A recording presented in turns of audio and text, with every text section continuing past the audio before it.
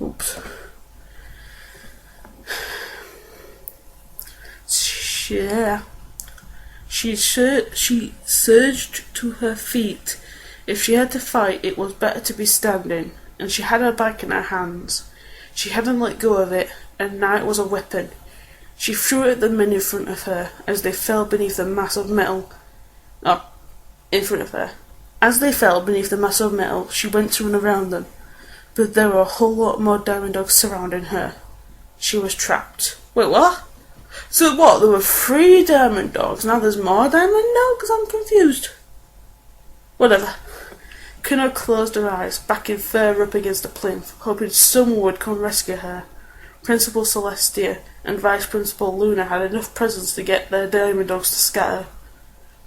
But nobody was coming. Kino was on her own, the only escape the cold stone of the plinth. She leant against it and lost her balance.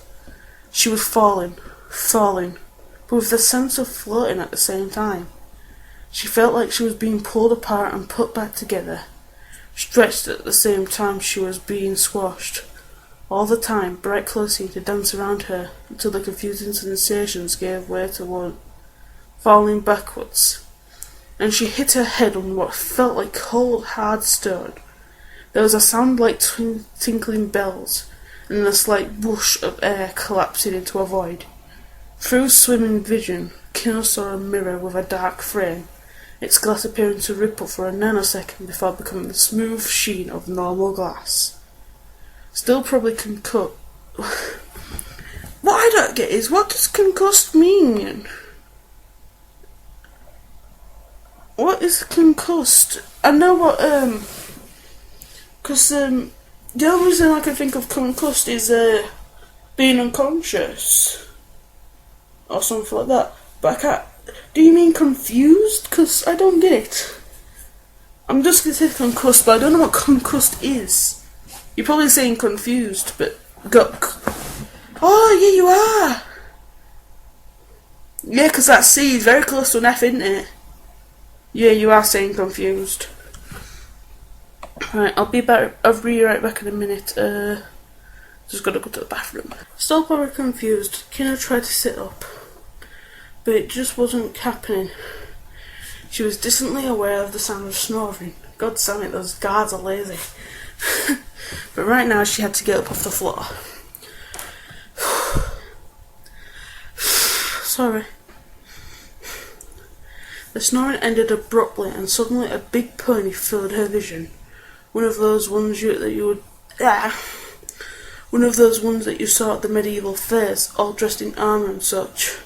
Someone had even gone to the trouble of attaching a white horn to the middle of his forehead. If horses had foreheads, making him a unicorn. Wow, magic fair, Kino giggled. Who are you? What do you want? The horse demanded. The horsey is talking, Kino said aloud, and battered her hand at the creature's snout as it leaned closer. Where did you come from? He demanded. Where did you come from, you big sleep-talking horse? Kino said as she turned onto her stomach to push herself up. Now she could at least look at him the right way up. I must have hit my head harder than I thought. Did you come through the mirror? He demanded. Are you the vanguard of an invading force? Oh, sorry, Sorry, I thought that was my character. Are you the vanguard of an invading force? Another horse asked. This one had wings. A unicorn and a pegasus, Kino sniggered. I've been at too many of the old mythic books. The two guards exchanged looks. I'm a pegasus, the wind horse stated before turning to his colleague. We should just take her to Princess Luna. The portal's closed now, so we don't need to guard it any longer. She did say that she wanted us to bring any pony to her who happened to come through. Any pony? Kino mused, still in a state of shock. I've got her, the Pegasus said, ducking beneath Kino and lifting her onto his back. You get her bags. Wow, that Pegasus must be freaking strong to lift me up. Now, I don't know if this is possible, but I've not had anyone being able to lift me up. I've not had anyone try, but I doubt it.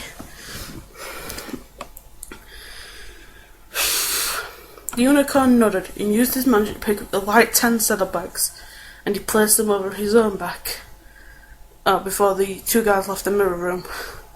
Once outside in the corridor, the unicorn turned to the doors, closed them with his magic before locking it with the spell Princess Luna had taught him.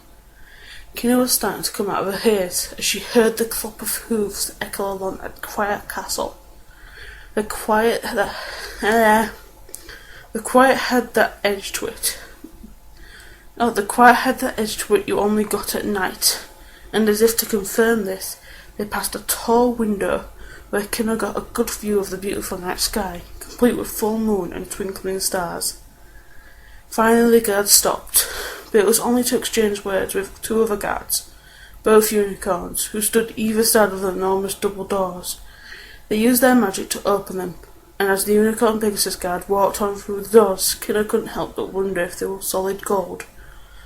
"Sorry to disturb you, Princess Luna, but you told us that if any pony came through the mirror portal, we were to bring them straight to you," the unicorn said, as both he and the Pegasus bowed. I thank you, Portcullis, for following my orders. Who hast thou brought to me?" a female voice, one that sounded almost familiar, only this had an almost luring edge to it, as if inviting a person to drift to sleep. "Methinks she might be confused, your highness," the Pegasus replied. "She's been a little incoherent. Let us see this intruder."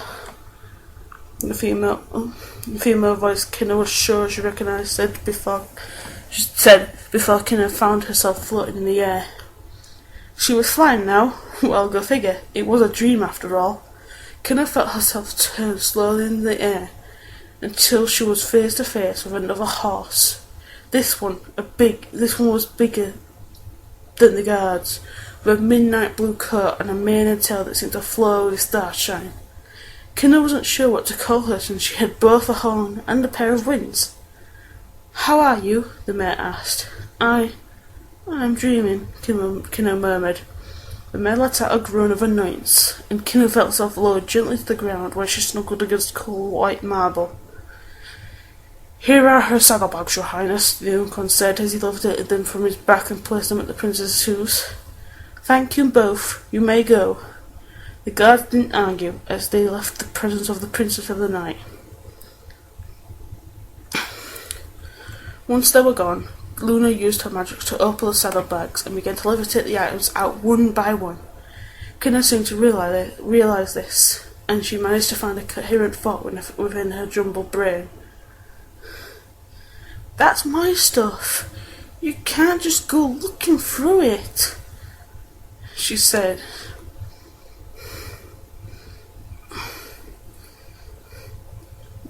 Leaping for her textbooks and ID card floating in the air. But she missed, her fingers refusing to close around her possessions. "Forgive me, Techno Kino, but I must ensure you are not a spy." "Techno Kino?" Kino asked as she pushed herself up off the floor, but found it difficult to stand up. "Is that not what it says on this little name card of yours?" the dark horse asked, and Kino's ID card floated down to her until she could see it. It used to say Technological Advisor Kino Mason, but it had snapped, and now it read Techno Kino. What I don't get though is that if it was snapped and it's labelled like this, the N and O would sort of be snapped off as well. Should be called Tech Kino. So in a sense, you should have done something like place the Mason part where just under advisor, and then it wouldn't seem as as bad.